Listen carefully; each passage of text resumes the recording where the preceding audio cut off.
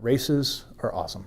I think they're fantastic. So bringing it back was 100% based on fan feedback. Certainly some internal desire as well. It's always expensive because our frames are very different. Elves are thinner. You know, we're not really taking any shortcuts.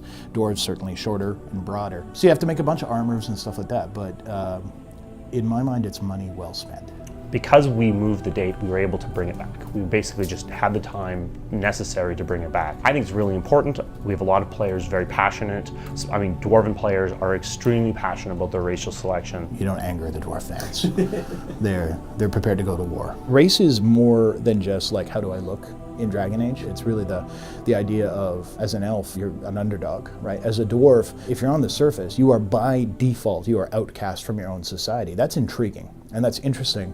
And it creates a scenario where we give ourselves so many more opportunities to react to that player's choice. And something that's super fundamental, the same thing as male or female, right? You don't need to go universal with it, but the 1 or 2 times or 4 or 5 times where someone reacts to the fact that you're an elf in a very specific and very poignant way, where you see content you otherwise wouldn't have, and where you can share with your friends and go, oh yeah, this happened. And they're mystified by that. It's gratifying as a designer. I think it's gratifying as a player. And I think it lets us color your experience from kind of the word go, right? Okay, I want to be this kind of character.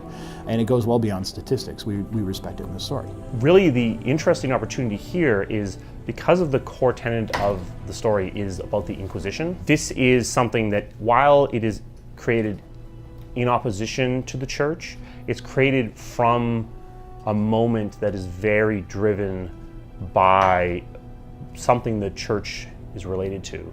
So playing as a dwarf or playing as an elf is going to actually put you in an interesting situation where you're actually less trusted, less able to build that trust. In a lot of cases, people are just going to treat you as the Inquisitor and it won't make a huge difference. But in specific cases, it's going to make a huge impact. Like, obviously, if you play as an elf, there are elven factions. I mean, it lets you interact often with servants in a more positive way, because there's often, especially in Orlais, often elves are in the servant class. So it actually gives you a different flavor. Definitely, in some cases, it is going to simply make things more difficult. But yeah, you're not going to be dumped on for the entire game.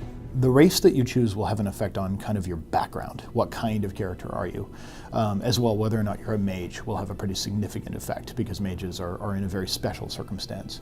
And that, I think, will give some really cool mid-game reactivity, but the starting point is pretty unified. More and more, I think that it's fair and it's honest to try not to, I don't want to overpromise and underdeliver.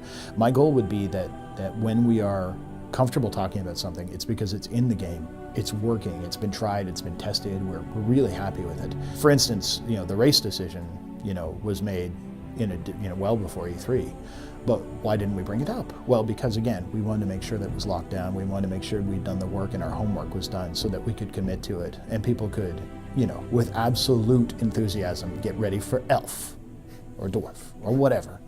Yeah.